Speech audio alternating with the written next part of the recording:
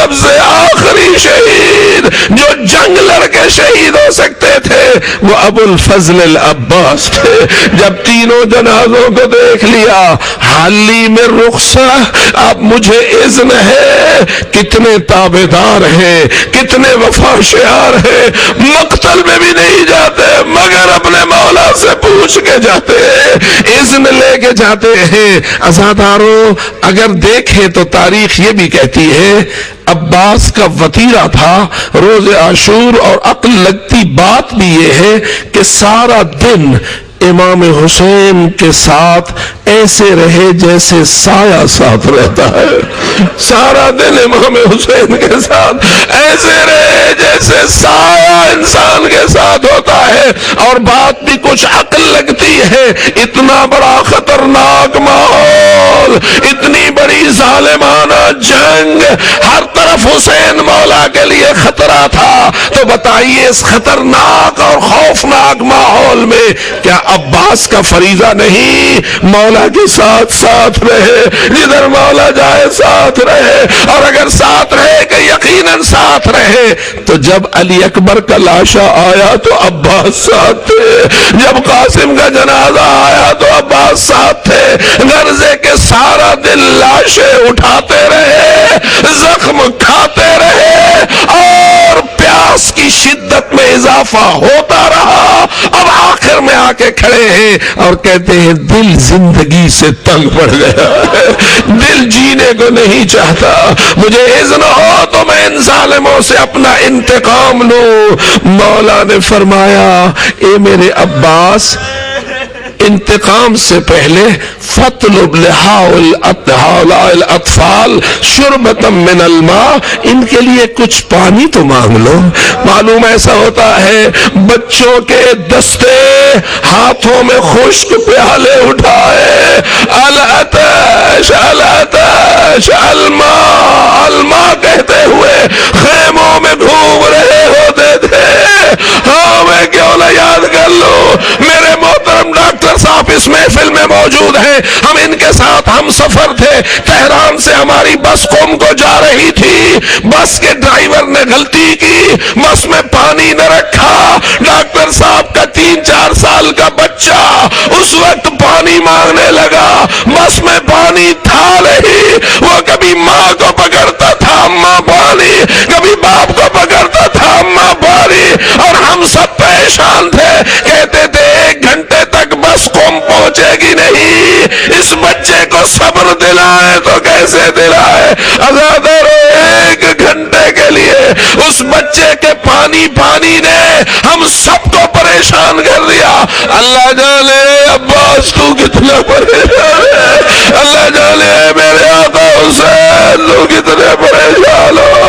خدا جانے ان ماں پہ کیا گزر رہی ہے, ان پھپھیوں اور بہنوں پہ کیا گزر رہی ہے جن کے سامنے بچے اس خیمے سے اس خیمے میں, اس خیمے سے اس خیمے میں آ جا رہے ہیں اور مانگ رہے ہیں پانی پانی پانی. عباس ان بچوں کے لیے پانی تو لاؤ.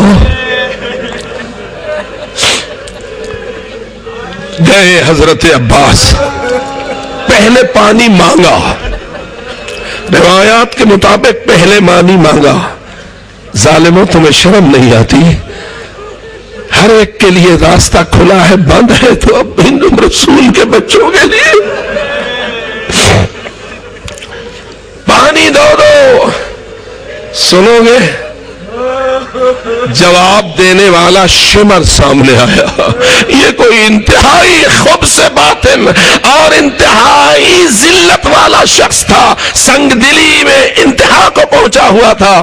کہتا ہے جاؤ عباس, حسین کو کہہ دو اگر یہ ساری زمین پانی سے بھری ہوئی ہو اور وہ ہمارے قبضے میں ہو, جب تک تم یزید کی بیعت نہ کرو گے 1 قطرہ پانی کا نہ دیا جائے گا.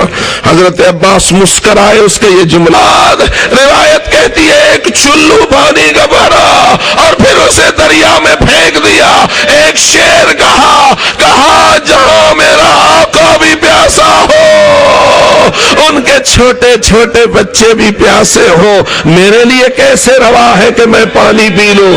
شریعت سے پوچھو آیا شریعت عباس کو پانی پینے کی اجازت دیتی ہے یا نہیں دیتی ہے؟ تو شریعت تو کسی پیاسے کو نہیں روکتی، کوئی روزہ تو تھا کہ روک دی۔ 3 دن کی پیاس کے باوجود عباس کے لیے پانی پینا شرعاً تو جائز ہے، لیکن کچھ اخلاقی معیار بھی ہوتے ہیں۔ عباس نہیں پسند کر سکتے اس بات کو کہ سکینہ بھی پیاسی ہو، علی اصغر بھی پیاسا ہو اور میں پانی پیوں۔ پانی پھینک دیا، مشکیزے کو بھرا اور واپس پلٹے، چاہا کہ یہ مشکیزہ پہنچ جائے، لیکن ظالموں کا اعلان ہوا جانے نہ پائے یہ مشکیزہ خاندان۔ اہل بیت کے خیموں تک ظالموں نے گھیراؤ ڈالا، عباس نے ان کا مقابلہ کیا۔ اب مقابلہ بھی ہو رہا ہے، مشکیزہ بھی بچ رہا ہے اور خیموں کی طرف جانے کی کوشش بھی جاری ہے۔ اللہ آپ کو کربلا دکھائے اور آپ جائیں، وہ منظر دیکھیں۔ ایک جگہ ہے جہاں آج بھی نشان محفوظ ہے، یہ وہ جگہ ہے جہاں عباس کا دایاں بازو کٹا تھا، اور یہ وہ جگہ ہے جہاں عباس کا بایاں بازو کٹا تھا۔ عباس گزر رہے تھے، کھجوروں کے جھنڈ کے پیچھے سے چھپ کر حکیم ابن سنبسی نے حملہ کیا، تلوار کو بازو پہ مارا، بازو کٹ کے دور جا گیا، خون کا فوارہ ابلا۔ عباس نے خون کی پرواہ نہ کی، مشکیزے کو اٹھا کر بائیں کندھے پہ رکھا، روانہ ہوئے۔ ظالم نے ایک اور کمین گاہ سے حملہ کیا، بایاں بازو کٹا۔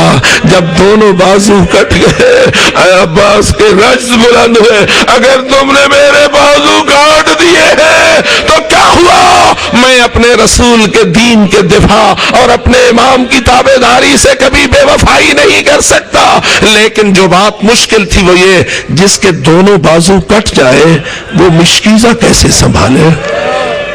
جو مشکیزہ کیسے سنبھالے؟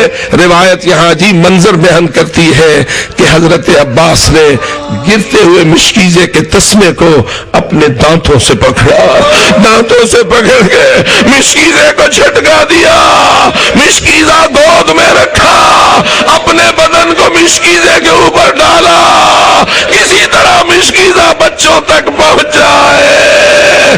ہائے عزادارو، دفاع کر نہیں سکتے، اپنے بدن اقدس کو مشکیزے پہ رکھا ہے، چاہتے ہیں کہ یہ مشکیزہ بچ جائے، لیکن تیروں کی برسات شروع ہو چکی تھی۔ روایت کہتی ہے اتنے تیر لگے حضرت عباس کے بدن پر کہ آپ کا بدن کل قنفذ اس پرندے کی طرح ہو گیا جس کے اوپر سارے پر ہی پر ہوا کرتے ہیں۔ حضرت عباس ان تیروں میں تھے کہ ایک تیر بڑا سخت آیا جس نے مشکیزے کو سوراخ کیا، مشکیزے سے سوراخ کے ذریعہ پانی ابلا۔ اب سنو گے کیا ہوا؟ وہ جس کے دونوں بازو خون کے فوارے ابل رہے تھے، وہ جس کے بدن پہ تیر ہی تیر تھے اور خون ہی خون تھا، اس وقت تک عباس نے کوئی اگلا متاثر مقام نہیں دکھایا، لیکن جب پانی بہنا شروع ہوا، روایت کہتی ہے ادھر سے مشکیزہ بہا، ادھر سے عباس کے آنسو رونے لگے ابو الفضل العباس۔ معلوم ہوا اپنا خون اتنا پیارا نہ تھا جتنا مشکیزے کا پانی محبوب تھا۔ ہائے ہائے ہائے ہائے سکینہ، ہائے ہائے پیاسو، کتنی محبت ہے تم سے عباس کو، لیکن مشکیزے کا پانی ختم ہوا، عباس کا دل ٹوٹ گیا، خیموں کو جانے کی روش چھوڑ دی، اپنے آپ کو قوم اشقیاء کے حوالے کر دیا۔ اب بازو ہے نہیں، ظالموں نے اپنی مرضیوں کے حملے شروع کیے، کسی نے تلوار ماری، کسی نے نیزہ مارا، کسی نے کوئی اور حربہ استعمال کیا، ایک نشانہ، کئی نشانہ بنانے والے، لیکن اللہ جانے جانے کتنا جوان مرد تھا عباس، ابھی زین سے نیچے گرنے نہ پائے، زین نہ چھوڑی۔ پوچھو گے آخر زین کب چھوڑی؟ تو روایت کہتی ہے ایک ظالم آیا جس کے ہاتھ میں لوہے کا گرز تھا، اس ملعون ازلی نے عباس کے سر اقدس کا نشانہ لیا، سر پھٹا، عباس زین سے زمین کی طرف جانے لگے، آواز آئی وہ حسینہ یا ابا عبد اللہ علیک من السلام، آپ پہ میرا سلام ہو۔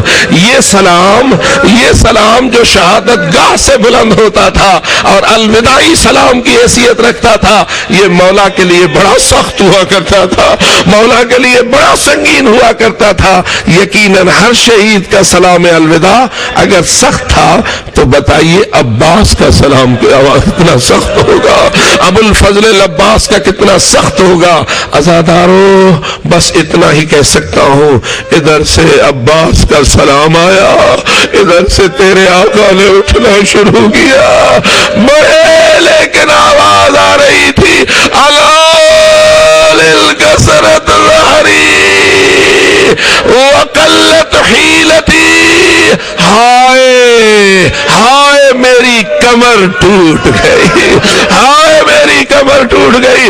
آوازادارو بس ایک جملہ پوچھتا ہوں، اے عباس، اے مومنو، مجھے اتنا بتاؤ، جس عباس کی شہادت نے امام حسین کی کمر کو توڑ دیا، اس نے زینب کبریٰ پہ کیا اثر کیا؟ اس نے دختران زہرا پہ کیا اثر کیا ہوگا؟ کتنا سخت ہے، کتنا سخت ہے۔ آخری جملہ یہ بھی عرض کرنے کی سعادت حاصل کر دوں، ذرا پوچھئے اس بی بی کا کیا حال ہے جس کے چاروں جوان بیٹے کربلا میں تھے؟ اس بی بی کا کیا حال ہے جس کی 4 جوانیاں میدان کربلا میں؟ ام البنین کے متعلق روایت موجود، جب چاروں جوانوں کی شہادت کی خبر آئی، بی بی آج بھی جنت البقیع میں سوئی ہوئی ہے۔ اللہ آپ سب کو جنت البقیع کی زیارت نصیب فرمائے۔ راوی کہتے ہیں وہ بی بی جنت البقیع کی قبروں میں جا بیٹھتی اور بین کر کے کہتی، لوگو اب مجھے ام البنین نہ کہا کرو، اب مجھے ام البنین نہ کہا کرو۔ تب تک ام البنین تھی جب تک میرے بیٹے موجود تھے، اور جب وہ روانہ ہو گئے تو میں ام البنین نہ رہی۔ ایسیر گریا اور ماتم ہوتا۔ روایت کہتی ہے مروان جیسا سنگ دل خبیث بھی ام البنین کی ان مصیبت زدہ الفاظ کو سن کر وہ بھی رونے پہ مجبور ہو جاتا۔ عزادارو بس آخری جملہ یہ ہے، اے اللہ صدقہ ام البنین کی ان 4 جوانیوں کی شہادت کا جنت البقیع کو آباد فرما، جنت البقیع کو آباد فرما، اور ہمیں جنت البقیع کی آبادی کو دیکھنے کی توفیق عطا فرما۔ آج تو صورتحال یہ ہے کہ دور سے مومنوں کو روک دیا جاتا ہے، قبر ام البنین کو نزدیک جا کے سلام کرنے کی بھی اجازت نہیں دی جاتی۔ خداوند تعالی ہمیں ان مقابر عظمیٰ کو آباد کرنے کی توفیق عطا فرمائے اور ہر ایک کو زیارت سے شفیاب فرمائے۔ الا لعنت اللہ علی القوم الظالمین وسيعلم الذين ظلموا أي منقلب ينقلبون۔ اللهم ربنا تقبل منا انك انت السميع العليم، اللهم اقض حاجاتنا وحاجات البانيان بحق محمد وآله الطاهرين۔